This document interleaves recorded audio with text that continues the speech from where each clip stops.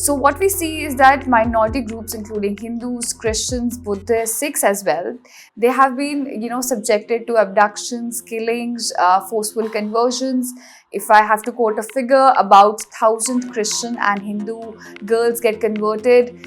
It's not that much. Let me assure your viewers over here in India that it's just a dozen or 2 dozen or 3 dozen, something like that. We recently saw, 2611 mastermind roaming freely in Pakistan. India Today actually confirmed that report as well. Well, that's the Indian point of view. Of course, Pakistan has a different point of view over there. So how do you then see the ties unfolding between two countries when Pakistan refuses to, get rid of its old habits? We have problems with India. It's easy for India and Pakistan to blame each other. A lot of this terrorism, like we call it, insurgents in Kashmir or Be, a lot is homegrown also. So do you think there has been a clampdown on terror activities from Pakistan's side? The Pakistan has been a victim of terrorism, and we are trying to control it to the best of our ability. Two countries, two neighbors, India and Pakistan, they always manage to be in news, but not always for good reasons. And we seldom get an insider's view of the political and economic situation of the country. So today at India Today Global, we have Isphanyar Bhandara with us. So he's a member of the Pakistan's National Assembly, a minority rights advocate and CEO of Minorities. So thank you so much for joining us. Thank you for having me, Ashita. Alright, so I have a lot to ask you, but beginning with the political situation that's unfolding in Pakistan, we recently saw demonstrations, large-scale demonstrations, PTI workers reaching Islamabad, calling for Imran Khan's release.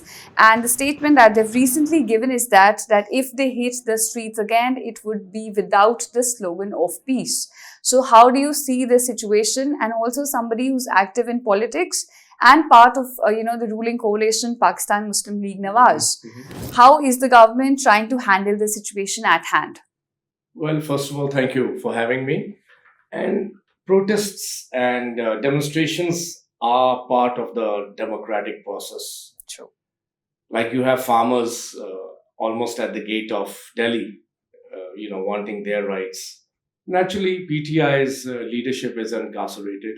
Imran Khan is in jail. At one time, my party leader was also in jail, Nawaz Sharif. So this is part and parcel of politics.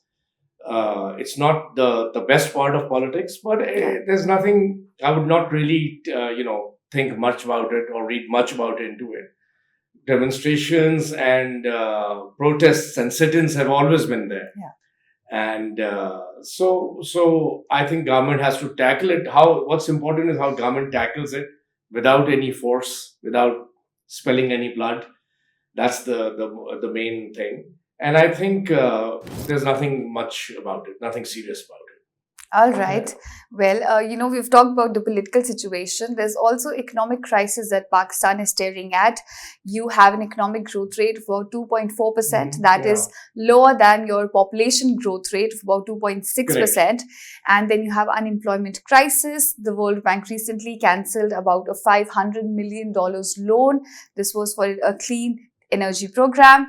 So tell me this, the recent bailout that you got from IMF of about $7 billion, do you think it is enough to stabilize the economy given that, Pakistani youth has also been emigrating out of the country? Yes, we do have a brain drain problem. Yes. And we have relied on IMF programs, I think 22 or 23. 25th. Yes. So yes, that is something, you see, we need to, we have a lot of, the first question, political agitation. That is, it hampers the economic progress of the country. That's pretty natural. So yes, we are trying to inflation. Look, if you look at the brighter side, inflation has really come down. Yeah. Our exports have grown. The rupee is, of course, much worse than what is India's. It's 280 rupees, but it's stable over there. It's not going up. Okay. So despite, I think if Shahbaz Sharif's government, I'm just not being partisan over here, if the government is allowed to operate peacefully in the next 5 years, I think economic indicators can change. And the donor agencies are also looking at our political situation. The more volatile we are, the less the lenders want to put in their good money over there. That is true. So I think really need to, PTI really needs to understand that protesting in the parliament is far better than protesting on the streets.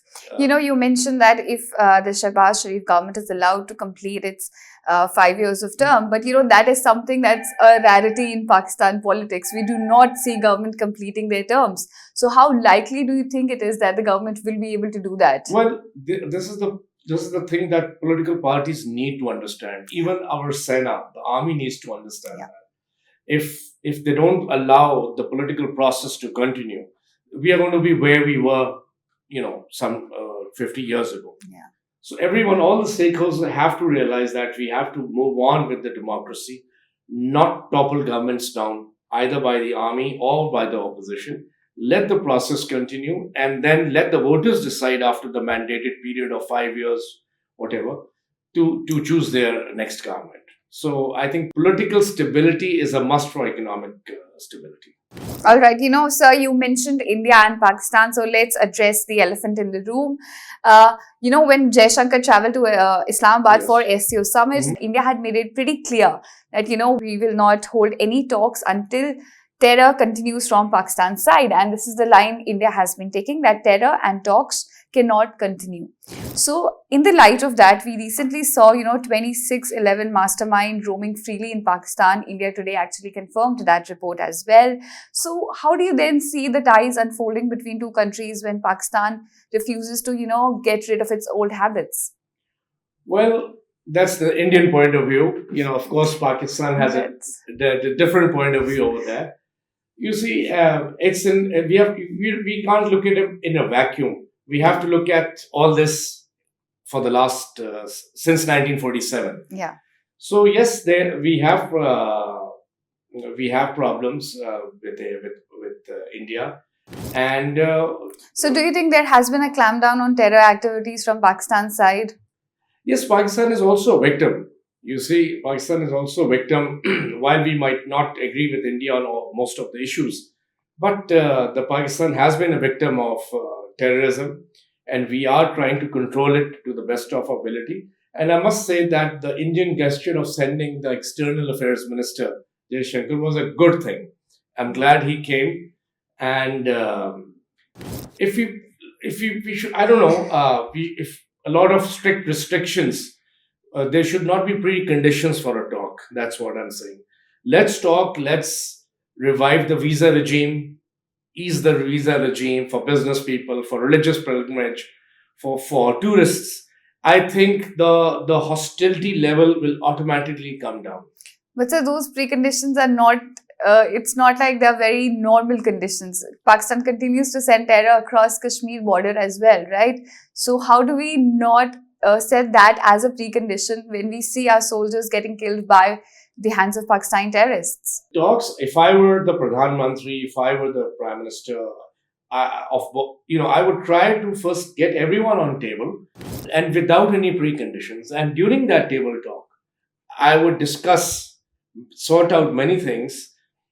When you start, first you do this, then I'm going to talk to you with a finger pointing out. That's probably not the best way to start a dialogue. So I think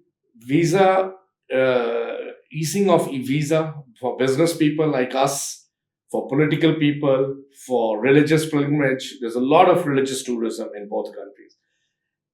We can differ. We can agree to differ on the Kashmir stance, like we have done for the past all our lives since the birth.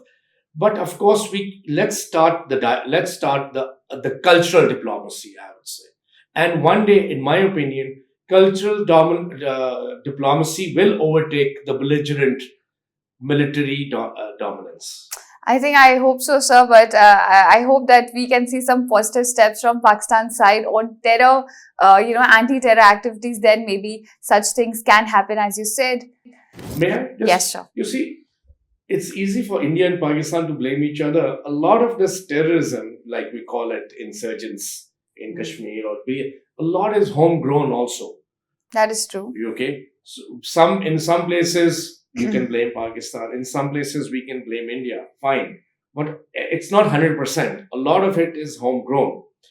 I blame both governments. And so nobody is blaming Pakistan for the homegrown militancy, because that has been something that has been controlled in Kashmir. Yeah. But the incursions from across the border is something that we keep witnessing. Well, you see, those insurgents have relatives across the border also, on both sides of the LOC. So, as I said, blaming Pakistan 100%, I don't know. You can blame me 50% and blame internal crackdowns, internal disgruntled people. I would put it like that. All right. We can't blame each other 100% for each other's problems. That's what I'm saying. I get that point, but I'd also like to say that, a terrorist coming across the border from Pakistan into Kashmir has little to do something with what's going on in Jammu, Kashmir or Srinagar, because he's coming directly to kill the Indian soldier. Yes, you're right. As I said, if India does take away the focus from terrorism to other places of diplomacy, like I said, cultural diplomacy, artists coming and going, authors coming and going, I think that will overtake or overshadow the insurgents part, in my opinion. Sir, you have been someone who's working for the rights of minorities across Pakistan. And so what we see is that minority groups, including Hindus, Christians, Buddhists, Sikhs as well, they have been, subjected to abductions, killings, forceful conversions. If I have to quote a figure, about 1,000 Christian and Hindu girls get converted on an annual basis. So is the government doing anything to help these communities? Well, first of all, the number, as you suggest, 1,000. Yes. I'm there. I'm on the ground. It's not that much. You do find conversion cases in India also, of course, and Pakistan, but they are probably not more than the fingers on my hand. And these are Human Rights Watch numbers. Well, I'm telling you, I'm disputing the number. They're not in thousands. Okay. They're not in thousands. And look, all these bodies have their own agendas also. I'm not blaming anyone. But we do, because I'm in touch with most of the Hindu community, yes, the Sikh community, the minorities in general. Yes. These are unfortunate incidents. I call it unfortunate. I underline unfortunate. Again, it's got to do with religious bigotry, lack of education. And it's not in thousands. Let me assure your viewers over here in India that it's just a dozen or 2 dozen or 3 dozen, something like that. And as I said, the religious prosecution, intolerance, narrow-mindedness. If you look at, I was watching the news since morning. It's on both sides, unfortunately. So, sir, are there any safeguards, steps being taken to rectify the situation? Of course, there is, police. It's a crime to attack any Muslim, any non-Muslim, anything like that.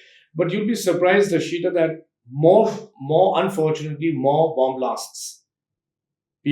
More people have been killed in bomb blasts in mosques than in gurdwaras or mandirs or anywhere there. So you see, Muslims have also been a victim of this own, whatever you want to call it, creation, or you want to call it whatever you want to call it. They have also been a victim of this thing. A self-made crisis, if we can. Well, I'll leave that for you to judge.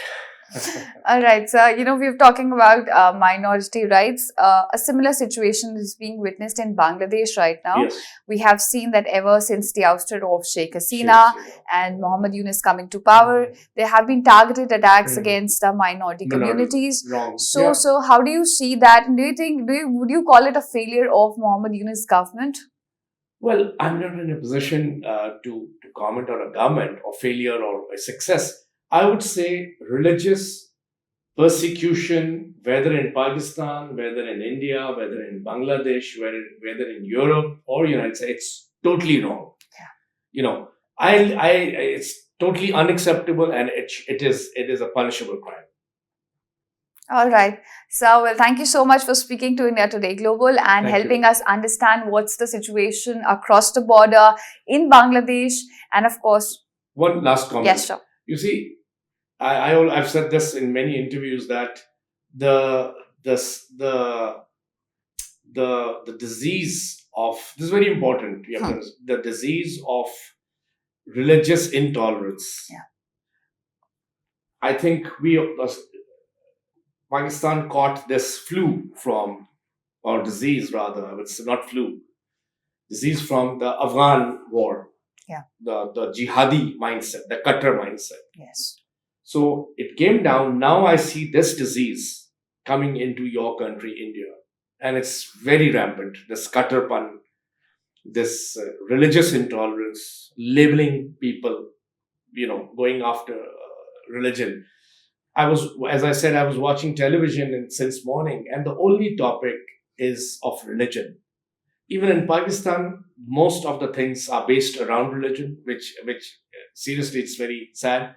And also, I see this disease coming into India, and this when we never heard of saffronization uh, 15 years ago, 20 years ago.